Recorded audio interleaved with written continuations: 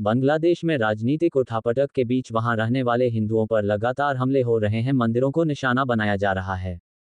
इस पर चिंता करते हुए विश्व हिंदू परिषद के हिमाचल प्रांत के मंत्री अधिवक्ता तुषार डोगरा ने कहा कि पड़ोसी बांग्लादेश हिंसा और अराजकता से ग्रसित है।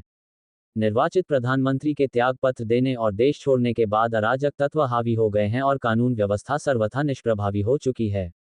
इस अराजक स्थिति में वहां के अतिवादी जिहादी तत्वों ने हिंदू समाज का बड़े पैमाने पर उत्पीड़न शुरू कर दिया है। तुषार डोगरा ने कहा कि बांग्लादेश में हिंदू जो विभाजन के समय 32% थे, अब 8% से भी कम बचे हैं और वे भी लगातार जिहादी उत्पीड़न के शिकार हो रहे हैं। बांग्लादेश में हिंदुओं के घर, मकान, दुकान, ऑफिस, व्यावसायिक प्रतिष्ठान व महिलाएं, बच्चे व उनकी आस्था व विश्वास के केंद्र मंदिर तक सुरक्षित नहीं हैं। विश्व हिंदू परिषद ने भारत सरकार से यह आग्रह किया है कि वह बांग्लादेश में अल्पसंख्यकों की सुरक्षा के लिए हर संभव कदम उठाए। पंजाब दस्तक के लिए सुरेंद्र राणा की रिपोर्ट। हिंदू परिषद सामाजिक, धार्मिक या राजनीतिक संगठन होने के नाते, क्योंकि हम पूरे विश्व के अंदर हमारी इकाइयाँ कार्य करती हैं, उसकी हिंदुओं की चिंता और अल्पसंख्यक वहाँ पर हिंदू, बौद्ध, सिख, जैन जिनके साथ जो अत्याचार हो रहे हैं, उनके धार्मिक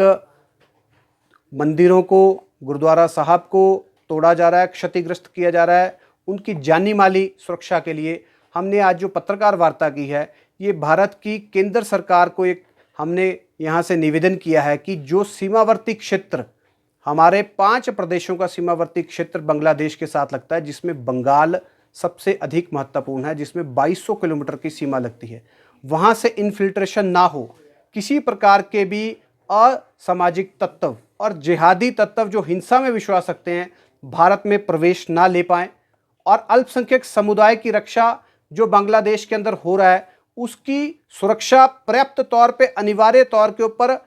प्रायोरिटी के ऊपर केंद्र सरकार से हमने मांग की है कि वहाँ की जानी माली सुरक्षा का बचाव करें। उन्हें कोई भारत के नागरिक वहाँ फंसे हैं तो उन्हें वापस लाने का प्रयास किया जाए, और सुरक्षित तौर के ऊपर उन्होंने भारत के जो वहाँ पर हिंदू व्यक्ति रह रहे हैं और जो भी अल्पसंख्यक समुदाय वहाँ पर रह रहा है, उन्होंने जो अर्जित किया है, जो बांग्लादेश की आर्थिक प्रगति के लिए योगदान किया है, उनकी भी जानी माली सुरक्षा, उनके मंदिर, उनके गुरुद्वारा साहब, उनके अपने व्यावसायिक प्रतिष्ठान, उनके घरों को और उनकी जीवन को बचाव करना चाहिए। क्योंकि जिस प्रकार की हिंसा हो रही है, हिंसा किसी चीज़ का पर्याय नहीं हो सकता, हिंसा का पक्ष हमें नहीं लेना चाहिए। ये हमने आज इस माध्यम से पत्रकार वार्ता से, मैंने इससे पूर्व में भी कहा कि विश्व समुदाय जो मानवाधिकार की बात करते हैं, हमने उनसे भी अपील किया कि वहाँ पर आज वर्तमान समय में अल्पसंख्यक कौन है, उसके ऊपर विचार करना चाहिए, और वर्ल्ड